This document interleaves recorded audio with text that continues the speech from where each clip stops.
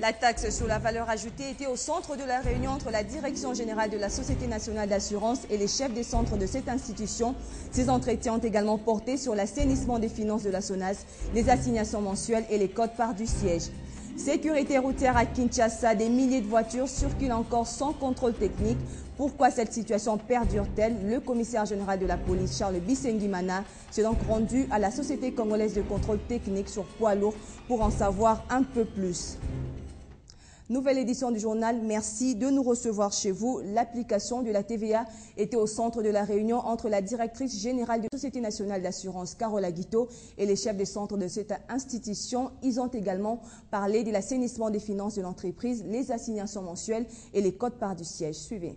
On venait de me dire par la direction. Réunion d'évaluation des agences avec tous les chefs d'agence de la Société nationale d'assurance, SONAS. C'était dans la salle des réunions de l'ancien bâtiment de cette entreprise, sous la direction de Carole Aguito. À l'ordre du jour, l'application de la TVA qui était au centre de la réunion. La comptabilité doit être tenue régulièrement par chaque agence et les documents comptables envoyés dans les délais à la direction de comptabilité. Dans le cadre de l'assainissement des finances de l'entreprise devenue société commerciale, depuis le 1er janvier 2011, une instruction des services en matière de gestion de la prime a été prise. Nous avons jugé utile de convoquer cette réunion. Seront invoqués les points ci-après. La TVA et ses exigences. Les états statistiques de production Gestapro doivent être transmis hebdomadairement à la direction des comptabilités et aux directions de régions respectives. Toute acquisition de matériel et fourniture de bureaux, matériel informatique, mobilier de bureau et autres biens d'équipement doit être opérée auprès des fournisseurs assujettis à la TVA, c'est-à-dire ayant un numéro d'identification fiscale. Quant au dossier sinistre, la performance ne peut se sentir que si l'objet social de l'entreprise est respecté. Une occasion pour Carole Aguito de présenter le PCA d'intérim de la SONAS, M. Augustin Kissimba Lutemo. La situation du cadre macroéconomique a été profondément analysée au cours de la réunion de la Troïka politique de ce mercredi 8 février au siège du ministère des Finances. Une rencontre qui a notamment réuni les experts du budget, des finances et ceux de la Banque centrale du Congo. D'une manière générale, la situation économique de la RDC inspire de plus en plus confiance.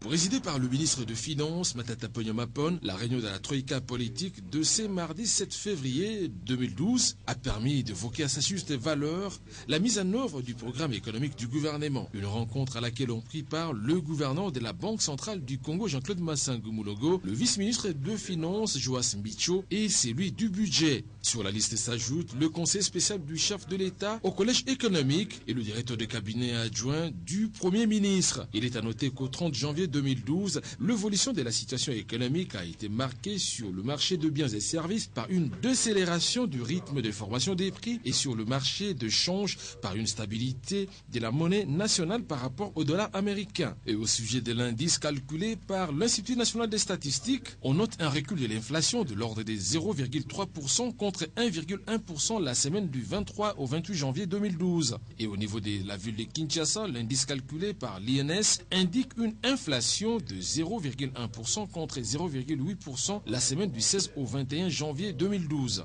Et les taux d'échange à l'indicatif et au marché libre se sont situés au 31 janvier 2012 dans l'ordre des CDF 920,08 et CDF 930 le dollar américain contre respectivement CDF 916,58 et CDF 924 le dollar américain au 24 janvier 2012. S'agissant de l'activité économique, il est à noter qu'une croissance de la production au-delà de la cible du programme, soit 6,9% contre 7,2% l'année passée, a été remarquable. Cette croissance, il faut le souligner, est soutenue selon les spécialistes ici par le secteur des mines, du commerce, de l'agriculture et des bâtiments et travaux publics. Les productions du cuivre et du cobalt se sont situées respectivement au-delà du plateau de 1989, soit 520 000 et 102 000 tonnes. Et pour terminer, le paiement par la voie bancaire des enseignants de l'EPSP a également été recommandé. Les 5 chantiers initiés par le chef de l'État se poursuivent sur l'ensemble de la République démocratique du Congo. Dans la ville de Lubumbashi, les réalisations sont visibles. Le cas de cette école du quartier Kalombwe qui a été totalement réhabilitée et équipée. À 10 minutes de la ville de Lubumbashi se trouve le quartier Kalombwe.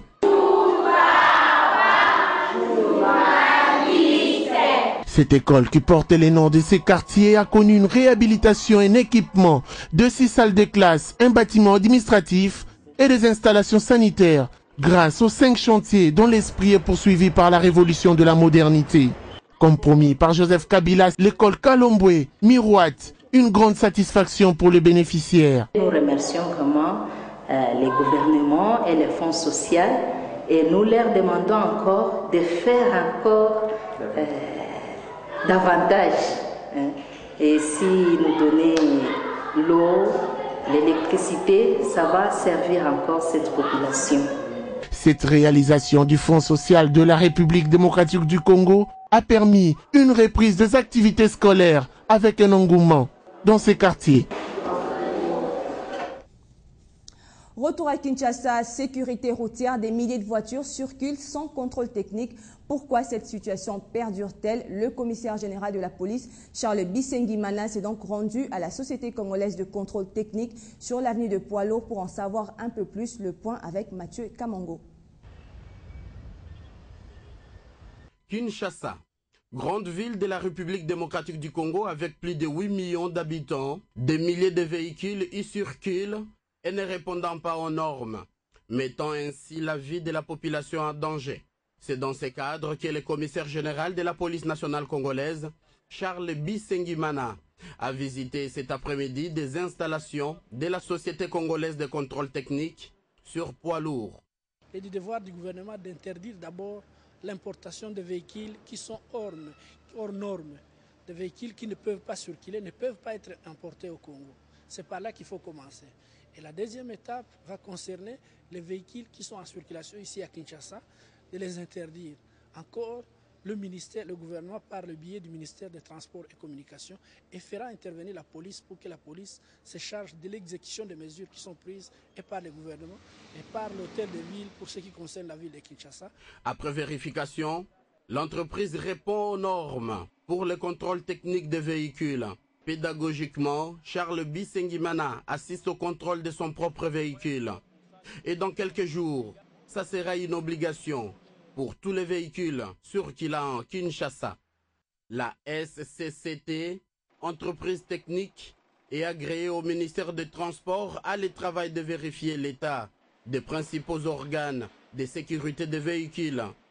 Le contrôle technique est obligatoire en République démocratique du Congo par la loi numéro 78 d'août 1978.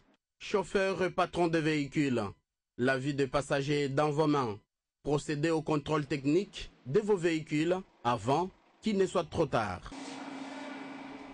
Et en dehors de nos frontières, sur le vieux continent intempérie, la vague de froid qui traverse l'Europe continue de faire des victimes. Le décompte macabre dû à la baisse du mercure atteint maintenant près de 500 morts, surtout à l'est du continent où Ukrainiens et Polonais subissent des températures polaires. Un froid glacial avec de fortes chutes de neige et de vents violents persiste sur l'Europe, avec un bilan de près de 500 morts en une dizaine de jours, la majorité dans l'est du vieux continent. L'Ukraine est le pays le plus touché avec 136 décès déjà enregistrés, dont 112 morts directement liés au froid selon les derniers chiffres officiels. Et les températures pourraient descendre jusqu'à moins 30 degrés Celsius en fin de semaine, d'après les services météorologiques du pays. En Pologne, le nombre de décès par hypothermie s'élève désormais à 74, avec 6 morts de plus en 24 heures, a annoncé la police. Il faut y ajouter une cinquantaine de morts dues à des poêles défectueux qui ont provoqué asphyxie au monoxyde de carbone et incendie. En Russie, où les températures mercredi étaient proches de moins 22 degrés Celsius à Moscou et approchaient moins 34 degrés Celsius en Sibérie orientale, le froid a tué au moins 110 personnes cette année, dont 46 depuis début février, selon les données du ministère de la Santé. La Bulgarie, autre pays touché de plein fouet, le bilan de la vague de froid qui sévit depuis 2 semaines et des inondations du 6 février était mercredi de 28 morts. 4 morts ont été découverts sous la neige dans la région ouest du pays, portant à 20 le nombre de décès causés par le froid, et une journée des deuils nationale a été décrétée à la mémoire de 8 victimes des inondations dans le sud-est. Les écoles devraient rester fermées dans tout le pays jusqu'à la fin de la semaine à cause de chutes de neige qui devraient être suivies par un nouveau froid sibérien avec des températures descendant jusqu'à moins 20 degrés selon les services météorologiques du pays. La vague de froid touche aussi le nord de l'Afrique, particulièrement l'Algérie, où le bilan a atteint 29 morts selon les autorités. Et puis, au moins 11 personnes ont été tuées mercredi dans un attentat suicide près du palais présidentiel de la capitale somalienne Mogadiscio. L'explosion a frappé un café de riz situé à proximité de l'hôtel où était logé le représentant spécial de l'Union européenne pour la Somalie, Crispin Chibassou. 11 personnes tuées. C'est le bilan de cet attentat qui s'est produit peu après un déplacement le jour même à Mogadiscio du nouveau représentant spécial de l'Union européenne pour la Somalie, Alexander Rondos, qui s'était notamment rendu au palais présidentiel.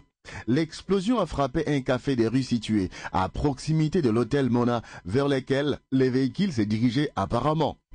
Connu dans le passé pour l'hébergement de nombreux députés officiels du gouvernement des transitions somaliens, l'hôtel Mona avait déjà été visé en août 2010 par un attentat suicide qui avait fait une trentaine de morts, dont 6 parlementaires. Mogadiscio est considéré comme l'une des capitales les plus dangereuses au monde. Sous la pression de la force de l'Union africaine en Somalie, AMISOM,